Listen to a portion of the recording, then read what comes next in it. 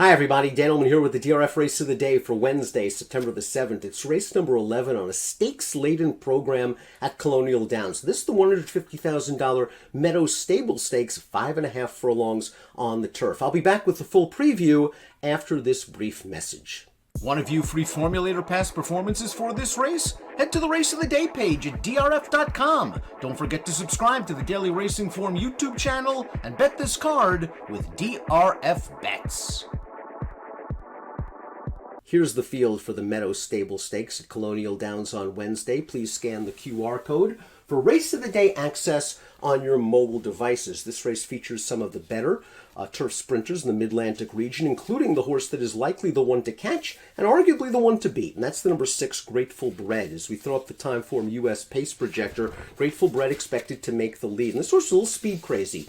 Early in his career, as he's gotten older and matured, he has learned to relax. He can make the lead and rate. While on the lead, he can sit just off another horse, and he should be in prime position when the field turns into the stretch. One of the keys from a pace standpoint, in my opinion, is number 8. Jax, who's going to be making his turf debut while shipping in from Charlestown. This West Virginia bred has shown speed on dirt, albeit in 2-turn sprints and 3-turn routes over that bull ring. He'll now be cutting back precipitously in distance while switching surfaces, and it's somewhat questionable whether he has enough speed to push a horse like Grateful Bread in the early stages. Personally, I think Grateful Bread has an extremely strong pace advantage in this year's edition of the Meadow Stable. Let's begin the full analysis with the number 1, Putin Online. One of 2 in here for trainer Sarah Nagel. And Nagel is a name you need to know if you're betting turf races on the Mid-Atlantic circuits, because this trainer is 7 for the last 20 with turf horses, 35% winners, a $2.55 return on investment, and Putin Online is in career best form. This horse has won 3 out of his last 4 turf sprint races, including this effort at Laurel Park on August the 20th. It's a starter allowance, $16,000 starter, very well spotted was Putin Online. He is a big, strong gelding. He weighed in at 1,228 pounds in this race, and he's able to get up late. He has good tactical speed. He is in career form, and he's going to be a price. 3 things to like about Putin Online. My question is whether he's good enough. He's going to be stepping up into the stakes ranks for the first time, taking on much tougher horses than he's ever faced in his career, and I do think he's going to even have to take another step forward if he's going to down this field. The number 2 is Kenny Had a Notion. Kenny Had a Notion was one of the better 2-year-olds in the region. He won stakes on turf, he won stakes on dirt, and he just never really panned out as he got older. He was claimed for $25,000 3 starts back. He's run in stakes competition in his last 2 races, including the Benz Cat at Laurel last time out, where he got into a little bit of trouble when finishing behind Grateful Bread. I believe this horse has a little bit more tactical speed than what he showed in the Benz Cat, especially if the pace is moderate to slow, and I expect him to be ridden a bit more aggressively this time out to gain forward position going into the turn.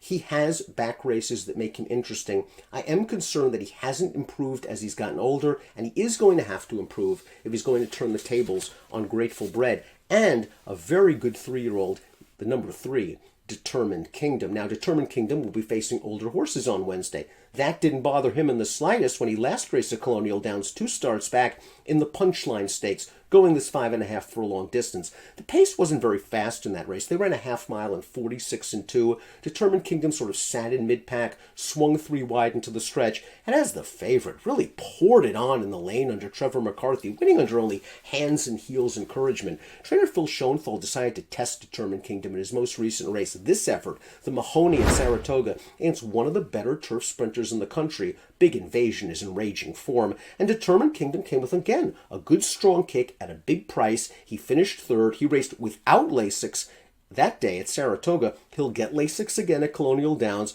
and although I believe he's more of a closing type that could be at the mercy of race and pace luck, I think if the pace is slow, he can stay close. This horse, I believe, still has some upside potential, loves the course, and is in very good form. The 4 is Slippin' Jimmy. This is Sarah Nagel's other entrant in here, 6-1 on the morning line, and this is another horse in very good form. He just won a Colonial last time out over this trip, and perhaps what made that race more impressive was it was his first start in about 7 months. He was very game to win. He was the favorite that day. in an allowance event, a restricted allowance event, but he earned an 80 Beyer speed figure, close to his career best. The sixth place horse from that race came back to win an allowance on dirt with an 83 Beyer speed figure. Now, Slippin' Jimmy, I haven't been able to really keep track of his last two races, but when he was racing over the Laurel circuit last year, he was racing with bar shoes, something to consider and something to keep an eye on at Colonial Downs on Wednesday. Slippin' Jimmy, another horse in very good form, another horse stepping up in class. I prefer him of the two Nagel-trained entrants. The 5 is Boldor, going out for Steve Asmussen. Irad Ortiz on a horse that's 8-1 on the morning line. This horse ran on dirt last time out. It didn't work out for him. He's been a horse that's very versatile throughout his career. He might even be better on turf. Now, Determined Kingdom handled him pretty easily 2 starts back in the punchline. The pace wasn't very fast, and he tried to rally from last, but it's not like Determined Kingdom was just loving life out on the lead. Boldor is a horse that needs pace, and he might not get it in this race if Grateful Bread shakes loose. I can see him coming with a kick to maybe get a piece. I also think he's going to get bet off that 8-1 morning line, simply considering the connections. The 6 is Grateful Bread, and this is a horse who was very, very obstinate early in his career. He wouldn't go into the gate. He showed a tremendous amount of ability, but mentally it just wasn't there. The clock in his head has turned on. The light bulb has turned on, and Grateful Bread has become a very useful horse for trainer Madison Myers. Let's watch his effort in the Ben's Cat last time out. He was odds-on in a very good field. Jackson Traveler, the third-place finisher, is very sharp, but so is the winner, Just Wave and Smile. He's been on just an extreme win streak on the turf. Grateful Bread battled it out with Jackson Traveler, the horse he had to beat on paper. He finally got the better of Jackson Traveler, and he got run down late. The sixth-place finisher would come back to win an optional claimer on dirt with an 89 Beyer speed figure. This horse earned a 96 Beyer 2 starts back at Colonial. Running so well in the Open Van Cleef against better horses. He has the pace edge under Javion Toledo, and he should be right there when they turn for home. He's a very logical contender.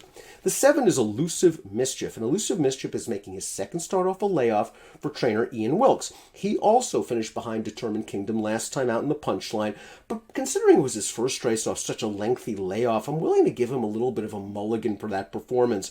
He's trying to utilize the same angle that got him into this race last year. Second off a long layoff, he finished behind Grateful Bread that day. To me, he's the kind of horse that needs a lot of pace. He reminds me of Boldor. He does have some back races, but I think he's going to need a little bit of help from a pace and race flow standpoint. The 8 is Jax or Jax. He's a son of the Factor, and the Factor does well with first-time turf runners, clicking at 13%.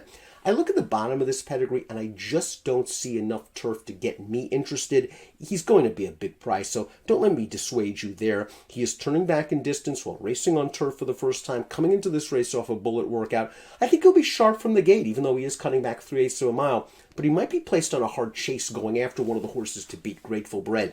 And it just seems like a lot to ask for this horse in his turf debut to chase a horse that could be favored, to collar that horse, to go past that horse, and then have to hold off closers like Determined Kingdom and Boldor, etc. I think the 9 Palio is a very interesting price play for trainer Michael Stidham, making his third start off of a lengthy layoff. He was third last time out at Colonial Downs. Now, he got a wonderful pace scenario that day. They went the opening quarter in 21-2, and that really helped Palio, who came with a strong late bid to finish third. And the runner-up of that race came back to flatter the performance, winning a $50,000 claimer at Colonial with an 85 Beyer speed figure. This 4-year-old is very lightly raced. He has a lot of upside potential, and he might be rounding into his best form in the third start of the form cycle. You'll note that in his third start of 2021, he really improved his Beyer speed figure. I am a bit concerned that 5.5, even though he won his debut going 5/8 at Colonial, is a bit sharp for him, especially if the pace is not there. And the pace situation could be a lot different than it was in his most recent start. Before we get to my top selections, please click the subscribe button on the Daily Racing Form YouTube channel for all the latest DRFTV video franchises. Top pick time for the Meadow stable. It's a really nice card at Colonial Downs on Wednesday. I'm going to go with Determined Kingdom in here. I think that this horse has a little bit more upside than the likely favorite, the 6 Grateful Bread. He's going to need a little bit of a trip.